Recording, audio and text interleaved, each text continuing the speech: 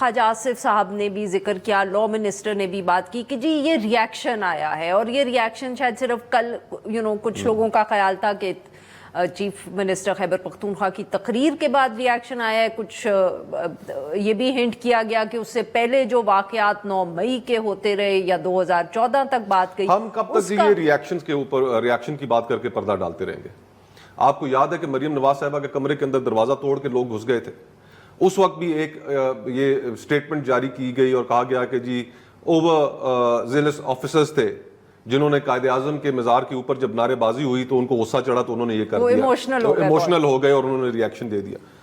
Reaction ہم جس طرح سے 9 مئی کو کرٹیسائز کرتے ہیں، کیونکہ آخر ادارے تو ہمارے اپنے اور جو کام ہوا وہ ٹھیک نہیں ہے، لیکن ہم یہ بھی توقع کرتے ہیں کہ جواب میں پارلیمان اور دیگر جو ادارے ہیں ان کا بھی احترام کیا جائے گا.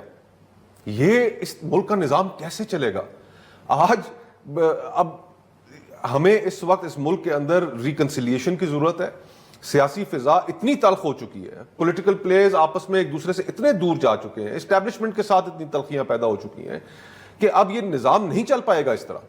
آپ جب تک ایک براڈر کنسنسس نہیں کریٹ کریں گے، سیاسی جماعتوں کو سپیس نہیں دیں گے، تو آپ اپنے چیلنجز کو نہیں حل کر سکتے. ابھی آج کے ڈان اخبار کے اندر خبر لگی ہوئی تھی اور انتہائی تشویشناک خبر کہ خیبر پختونخوا کے اندر بنو پولیس نے احتجاج کیا. جی بالکل، انہوں نے احتجاج کیا، انہوں نے سڑکیں بلاک کر دی اور انہوں نے مطالبہ کیا کیا؟ انہوں نے مطالبہ یہ کیا کہ سیکیورٹی فورسز جو ہیں وہ یہاں سے جائیں، ہم خود جو ملیٹنسی ہے اس کو ہینڈل کر لیں گے. 3 مہینے کا انہوں نے کہا کہ ہم اس کے اندر پورے علاقے کو طالبانوں سے کلیئر کر کے دکھائیں گے. یہ کیا ہو رہا ہے؟ آپ عزم استحکام کی بات کر رہے ہیں، آپ کو عزم استحکام سے پہلے عزم اعتماد کی ضرورت ہے. آج اس ملک میں کوئی سیاسی پارٹی اعتماد کرنے کے لیے تیار نہیں ہے. یہ پولیس کے ڈپارٹمنٹ نے جو آپ کا ساتھی ہے، شولڈر ٹو شولڈر کھڑے ہو کے جس نے دہشت گردوں کے ساتھ لڑنا ہے، آج وہ احتجاج کر رہے ہیں.